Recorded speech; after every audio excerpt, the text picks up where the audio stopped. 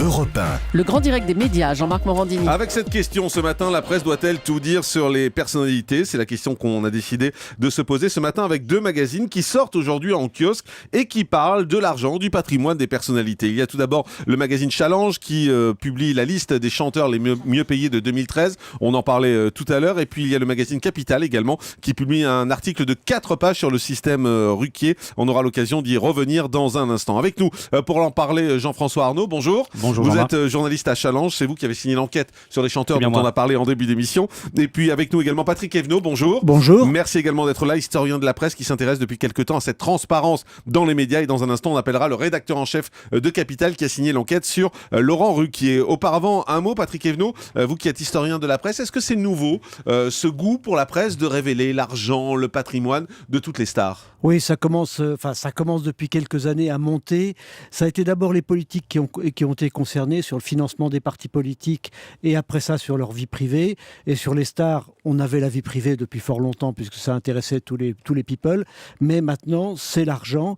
Je crois qu'il y a une véritable volonté de transparence de la part du public. Les gens veulent savoir ce que devient leur argent, quels sont les réseaux d'amitié, quels sont les réseaux financiers et amoureux des gens qui sont célèbres, et ça concerne à la fois les stars et les politiques. Mais est-ce que ça les regarde, les gens ? Oui, bien sûr que ça les regarde. Ça les regarde dans deux mesures. D'une part, parce qu'on est toujours intéressé par savoir ce que fait son voisin, etc. Enfin bon. Et puis ceux qui payent quelque part. Quand Pascal Obispo a 2 millions d'euros de recettes, c'est qu'il y a bien des gens qui ont acheté ses disques ou qui sont allés voir ses concerts. Donc là, il y a véritablement les gens qui payent derrière. Et puis, c'est pas seulement du voyeurisme bête, c'est aussi se situer dans la société. Et puis, je crois que fondamentalement, les gens publics, les célèbres, ils ont une vie privée beaucoup plus réduite par le simple fait qu'ils soient publics. Ce sont des hommes et des femmes publics, donc il faut aussi qu'on ait accès à une partie de leur vie privée. Jean-François Arnaud, vous êtes journaliste à Challenge, c'est vous qui avez signé l'enquête sur ce qu'ont gagné les stars françaises, les chanteurs français. Est-ce que vous ressentez une vraie demande du public pour ces informations ? J'en sais rien. Moi, je sais que ça m'intéresse. À chaque fois qu'on me dit de pas le faire, de pas regarder, de pas m'y intéresser, moi, je pousse la porte. Je suis journaliste et je trouve que ça se passe plutôt bien vis-à-vis de ces stars, notamment qui, a priori, acceptent de jouer le jeu. Et puis, je remarque en effet qu'il y a des lecteurs, ils sont informés, ils sont très contents de savoir ce qui se passe, y compris. Alors, nous, c'est le business. Patrick Evenot disait la vie amoureuse. Ouais. Moi, c'est le business, c'est l'argent. On a bien compris. Je fais pas ça, mais je comprends qu'il y a aussi un intérêt pour ça, mais chaque journal a sa ligne éditoriale. Est-ce que c'est pas aussi une façon de les montrer du doigt en disant regardez ces salauds tout ce qu'ils gagnent ? Non, c'est une façon de dire regardez combien ils travaillent, combien leurs efforts sont récompensés, combien ils sont malins. Mais moi, dans ma liste des 10 chanteurs qui ont gagné le plus d'argent cette année, là, il y a des gens qui ont énormément travaillé. Peut-être le bémol, ce serait plutôt il y a quelques exilés fiscaux et une grande majorité de gens qui payent beaucoup d'impôts en France. Donc là-dessus, peut-être en effet, on les accuse un peu. Ouais. Mais est-ce que c'est pas plus intéressant, en fait, quand on est journaliste, de montrer du doigt les exilés fiscaux ? Parce que eux, finalement, ils gagnent de l'argent grâce à nous et payent pas leurs impôts.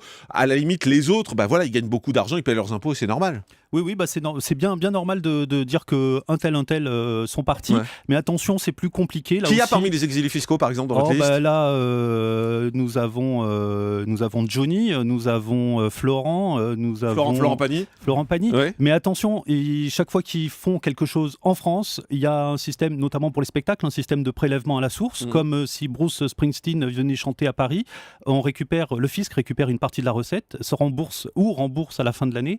Donc il paye aussi quand même pas mal d'impôts, sans parler des emplois qu'il crée, enfin la richesse qu'il crée dans ce pays. Alors, autre enquête justement qui concerne les personnalités, c'est ce qui nous a donné l'idée de ce débat ce matin. C'est une enquête qui est publiée par le magazine Capital cette fois, 4 pages qui concernent Laurent Ruquier. Ça s'appelle Les dessous du système Ruquier. Avec nous pour en parler, François Gential qui est rédacteur en chef de Capital. François Gential, bonjour. Bonjour. Merci d'être en direct avec nous sur Europe 1. 4 pages pour décrypter tout l'argent autour de Laurent Ruquier. Pourquoi avoir voulu faire cette enquête sur lui en particulier ? Parce que nous avons beaucoup d'admiration pour Laurent Ruquier et notamment pour la gestion incroyable de son emploi du temps. Laurent Ruquier est presque un cas d'école de management. Il collectionne les émissions et Laurent Ruquier, à lui tout seul, est comme un sportif de haut niveau ou quasiment un patron de PME. C'est une vraie success story comme on les aime à Capital. C'est quelqu'un qui bosse dur, qui n'est pas né dans la soie. C'est quelqu'un qui s'est fait tout seul.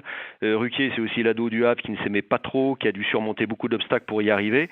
C'est typiquement le genre de portrait que nous aimons faire à Capital. Et est-ce qu'en étalant son argent, puisqu'il y a le coût par émission, il y a les salaires mensuels, en tout cas ce que vous estimez, hein, puisque la plupart du temps c'est des estimations, ce ne sont pas des chiffres réels, est-ce que c'est pas là encore, comme je le disais tout à l'heure pour les chanteurs, une façon de le montrer du doigt et de dire regardez tout l'argent qui se fait? Non, parce que dans le cas de Laurent Ruquier, il a un côté bon gestionnaire, pas flambeur. D'ailleurs, nous n'abordons pas sa vie privée parce que justement, il y a rien à en dire.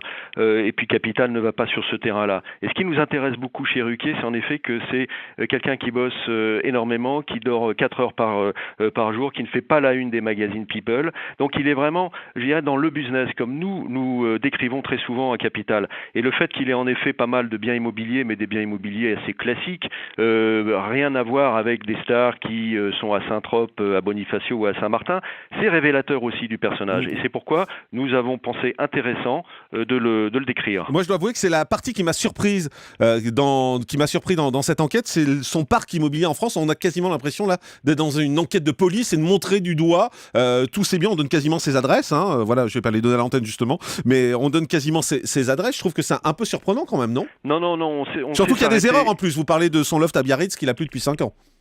Eh bien alors, si vraiment il y a une erreur, vous Ça, savez, c'est une Capital info passe que vous passe des révélez droits en de direct. réponse. Bravo pour l'intrusion. Il n'y a pas Non, d'intrusion. mais quand il y a des erreurs à Capital, nous passons des droits de réponse, mais nous vérifions parce que parfois nous répondons nous-mêmes aux droits de réponse. Ouais. Mais encore une fois, ce que nous avons voulu esquisser, c'est le portrait d'un Laurent Ruquier qui s'entraîne comme un cadre dirigeant de très haut niveau et qui, au final, mérite son argent. Et Capital, très régulièrement, fait en effet des palmarès.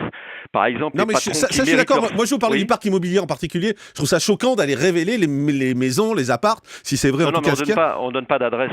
Vous donnez le boulevard. Oui, le boulevard Malesherbes est très très long. Hein. C'est une des artères les plus longues de Paris, rive droite.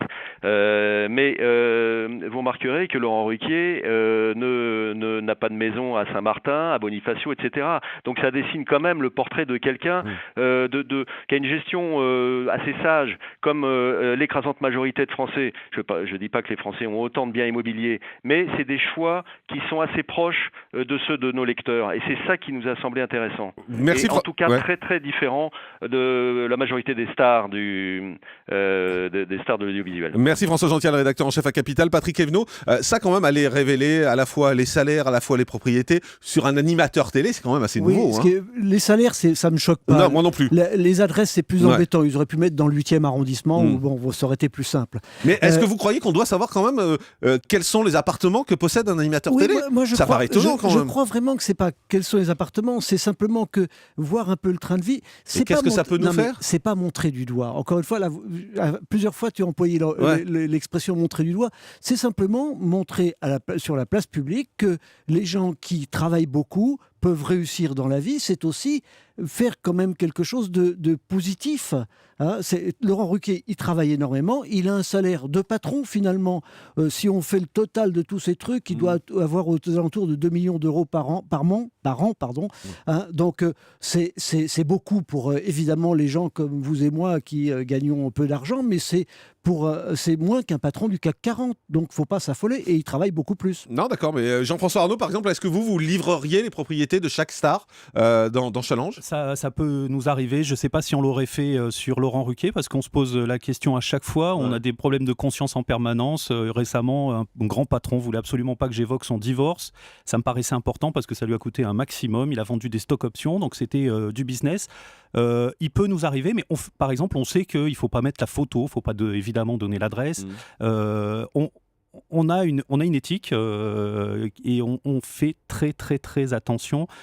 Moi, je ne sais pas comment Capital a travaillé, mais je pense qu'il parle de Laurent Ruquier parce que finalement, c'est le mec sans problème et pour qui tout va bien. Il n'a pas de vie cachée, il n'y a pas des frasques.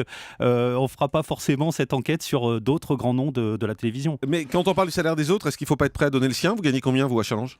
Moi, je suis pas un personnage public. Non, mais ce serait facile pour moi de vous dire que quel est mon salaire finalement.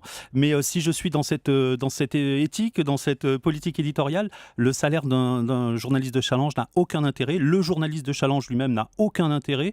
Donc c'est pas un sujet. Oui, mais si on dit il faut être transparent, il faut Mais être transparent pour les Moi, journalistes. je pense qu'on peut être Patrick Hebdo. transparent. D'abord, moi, je suis fonctionnaire, donc je suis dans la grille des fonctionnaires.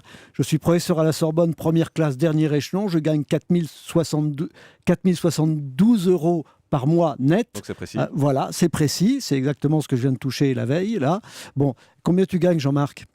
Moi, c'est un peu compliqué parce que j'ai beaucoup d'activités. Voilà. Donc, Donc, c'est comme Laurent Ruquier. Ouais, c'est ça. Donc, C'est- il va c'est falloir assez qu'on fasse multiple. un prochain capital sur toi. Exactement, ils en compteront sur moi. Jean-François Arnaud, quand on révèle le salaire des autres, faut pas être prêt à donner le sien, ça n'a pas d'intérêt. Non, encore une fois, il s'agit de personnes publiques qui ont leur nom, Mais c'est qui trop vendent facile, des non produits, qui C'est ont pas des trop boutiques. facile Moi, il n'y a pas une boutique Non, mais avec une c'est vente pas- de t-shirts sur Internet. Ruquier non plus a pas de boutique qui. Bah, Non, mais c'est c'est- pas trop facile de donner le salaire des autres et sans vouloir donner le sien. Mais les salaires des journalistes sont très connus. Un journaliste en presse écrite, il est aux alentours de 4 000 € bruts, disons, jusqu'à 5 000, 6 000 pour Eh ben voilà, ceux au qui moins- ont du métier. Au moins, ça donne une fourchette. Le grand direct des médias, Jean-Marc Morandini.